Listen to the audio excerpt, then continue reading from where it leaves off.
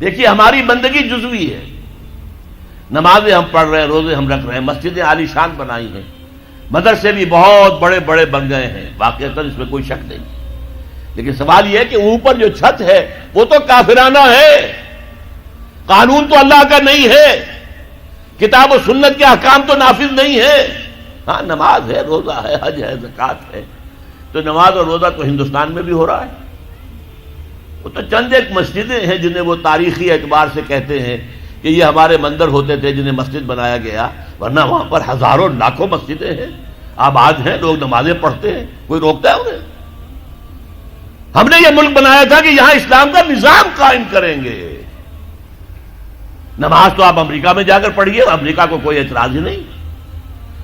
You have come here, you have purchased synagogues and churches and you have turned them into mosques. ہم نے کوئی اعتراض نہیں کیا، تم نے چرچ خریدے، تم نے سینیگوگز خرید لیے جو یہودیوں کی عبادت گاہیں ہوتی ہیں، اور انہیں مسجد بنا لیا، ہم نے کوئی اعتراض نہیں کیا، we never objected۔ لیکن تم کہو کہ اسلام کا نظام ہم قائم کریں گے، نہیں کرنے دیں گے تمہیں کبھی بھی۔ تم چاہو کہ تم اسلام کا معاشی نظام قائم کرو، کبھی اجازت نہیں دیں گے۔ تم چاہو کہ اسلام کی معاشرتی اقدار کو تم قائم کرو، کبھی نہیں کرنے دیں گے۔ یہ ہے اس وقت جو ہمارے ساتھ پیش آ رہا ہے معاملہ، پورا مغرب اس پر اڑا ہوا ہے، اسلامی نظام کہیں نہیں آنے دیں گے۔ ہاں نمازیں پڑھو، ہمیں کوئی اعتراض نہیں، روزے رکھو، تم روزے 30 کی بجائے 100 رکھو، ہمارا کیا لیتے ہو؟ تمہاری کمزوری ہو جائے گی، ہم تو تمہیں لیبر اسی وقت دیں گے جب پورے 8 گھنٹے کام کرو گے ڈٹ کر، اس میں کوئی رعایت نہیں کریں گے تمہارے ساتھ۔ بہرحال سوال یہ ہے کہ میں کیا کروں، کوئی راستہ ہے؟ دیکھیے کنویں میں، اب آج کل تو وہ کنویں اس طرح کے ہیں نہیں، دیہات میں تو ہے، کنویں میں کتا گر گیا، بلی گر گئی، مردار ہے کنویں کے اندر، کنویں کا پانی حرام ہو گیا، نجس ہو گیا، لیکن آخر کو راستہ تو ہے نا بھائی، اتنا پہلے تو اس کتے کو یا اس بلی کی لاش کو نکال کے باہر پھینکو، اور پھر اتنے ڈول اور نکال کر باہر پھینک دو، پھر وہ پانی صاف ہے۔ اس کا کیا نام ہے؟ کفارہ۔ اسی طرح رمضان کا روزہ تھا، آپ سے صبر نہیں کیا گیا، اپنی بیوی سے ہم بستری کر بیٹھے دوپہر کے وقت، روزہ ٹوٹ گیا، اب کیا ہے؟ اس کی گناہ کی کوئی بدل بھی ہے؟ ہاں ہے، 60 روزے رکھو اب متواتر پے بپے، 60 روزے، تب کفارہ ہوگا اس گناہ کا، تم نے فرض روزہ توڑ دیا۔ ہاں اگر نفلی روزہ تھا تو توڑ دیا تو صرف اس کی قضا دینی ہوگی بس، فرض روزہ اسے توڑ دیا ہے تو اس کے لیے تو 2 مہینے کے 60 روزے پے بپے رکھنے پڑے۔ تو اب ہم جو کفر کے تحت زندگی گزار رہے ہیں، اور اس اعتبار سے اللہ کی نگاہ میں ہم کافر ہیں، لیکن سوال یہ ہے کہ جائیں تو کہاں جائیں، کریں تو کیا کریں؟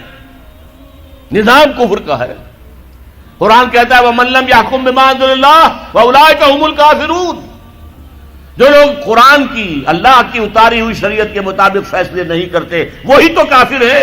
کافر کسے کہتے ہیں؟ اقبال نے کہا نا، بتوں سے تجھ کو امید ہے، خدا سے نو امیدی، مجھے بتا تو صحیح اور کافری کیا ہے؟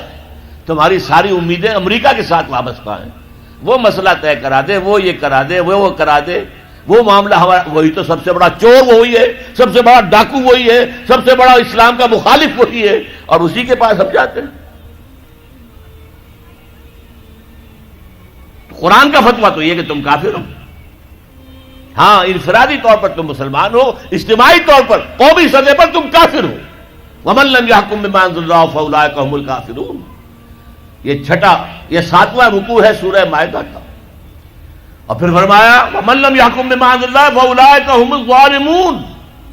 جو اللہ کے اتارے ہوئے قانون کے مطابق فیصلے نہیں کرتے وہی تو مشرک ہیں، اللہ کے حکم کو چھوڑ کے کسی اور کے حکم پر فیصلہ کر رہے ہو، اس سے بڑا شرک کیا ہوگا؟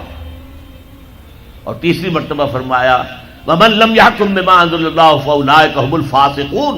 وہی تو فاسق ہیں، فاجر ہیں، وہی تو سرکش ہیں، وہی تو باغی ہیں، وہی تو غدار ہیں اللہ کے، جو اللہ کی شریعت کے مطابق فیصلے نہیں کرتے۔ اب ان 3 آیتوں کی روح سے سمجھ لیجئے ہم کہاں کھڑے ہیں، کیا کر رہے ہیں۔ دیکھیے میں آپ کو ایک مثال دیتا ہوں، ہماری آبادی کا میں سمجھتا ہوں اکثریت تو وہ ہے جو نماز روزے کے لیے پابند نہیں ہے. ان چیزوں کا چرچا شہروں میں زیادہ، دیہات میں بہت کم رہ گیا، بہت کم، بہت کم. اور ہماری 70% آبادی دیہات کے اندر ہے. اچھا، جو نمازیں پڑھتے روزے رکھتے ہیں، خاص طور پر شہروں کے کاروباری لوگ، وہ بلیک مارکیٹنگ بھی کرتے ہیں، وہ حسابات بھی غلط دیتے ہیں، جھوٹ بولتے ہیں، جھوٹ یا حلف اٹھاتے ہیں کہ یہ حساب ہم حلفیہ میں کہہ رہا ہوں یہ حساب صحیح ہے، جبکہ حساب غلط ہے. سودی کاروبار کرتے ہیں، اپنے کاروبار کو بڑھانے کے لیے سود کا قرضہ لیا ہے، سودی قرضہ لیا بینک سے، اپنی بلڈنگ بنانے کے لیے بہت بڑی قرضہ لیا ہے بینک سے. تو ان کی عبادت کیا ہوئی؟ وہ اس آیت کے ذیل میں آ گئے کہ نہیں؟ افتؤمنون ببعض الکتاب وتکفرون ببعض فما جزاء من يفعل ذلك منكم الا خزي في الحياة الدنيا ويوم القيامة يردون الى اشد العذاب وما الله بغافل عما تعملون. لیکن میں ان کو بھی چھوڑتا ہوں. فرض کیجئے ایک شخص ہے، نماز پڑھتا ہے پوری 5 وقتہ مسجد میں، رمضان کے روزے رکھتا ہے، اور بھی اللہ توفیق دیتا ہے ایام 20 کے روزے رکھ لیتا ہے، یا ہفتے میں 2 روزے رکھتا ہے، سوموار کے اور جمعرات کے وغیرہ، زکوٰۃ دیتا ہے، کاروبار بھی سارے حلال کر رہا ہے، حرام نہیں کر رہا، سود میں بھی براہ راست ملوث نہیں ہے، نہ پیسہ سود پہ اوپر بینک میں رکھ کر سود کھایا، نہ سود پر قرضہ لے کر کوئی اپنا کاروبار بڑھایا، نہ کوئی اپنا کارخانہ لگایا، نہ کوئی اپنی بلڈنگ اونچی بنائی. پردہ بھی اس نے اپنے گھر میں بالکل شرعی نافذ کر دیا. وہ اس پورے اسلام پر کاربند ہے جس میں وہ کاربند ہو سکتا ہے اس وقت، لیکن وہ اس قوم کا فرد ہے جو قوم اللہ کے فتوے کے مطابق کافر قوم ہے، جو اللہ کے فتوے کے مطابق مشرک قوم ہے، جو اللہ کے فیصلے کے مطابق فاسق و فاجر قوم ہے. قوم کے فرد تو ہم اسی کے ہیں.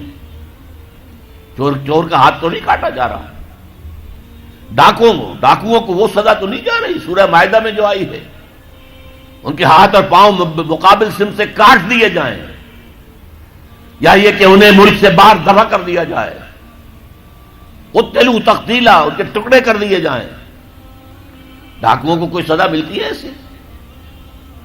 اول تو پکڑنے کا کیا سوال، پکڑ گئے تو رشوتیں دے کر چھوٹ جائیں گے. یہاں تو عدل بھی جو ہے خریدا جا سکتا ہے بڑے آرام سے، اور نہیں تو 4-6 مہینے جیل میں رہ لیں گے. وہاں بھی ان کا بڑا راج ہوتا ہے.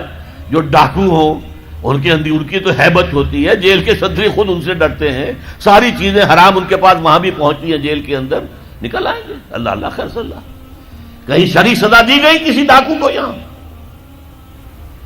ابھی تو یہ بڑی بحثیں چل رہی ہیں. حدود قوانین جو بنائے گئے تھے وہ بڑی جلدی میں بنائے گئے تھے، کچھ خلا اس میں رہ گئے ہیں، لیکن اصل میں جو لوگ شور مچا رہے ہیں وہ ہیں جو کہتے ہیں کہ یہ اسلامی سزائیں وحشیانہ ہیں. بے نظیر بھٹو کا کہنا ہے یہ وحشیانہ سزائیں ہیں، اللہ کی دی ہوئی سزائیں وحشیانہ ہیں. معاذ اللہ ثم معاذ اللہ ثم معاذ اللہ کلمہ کفر ہے.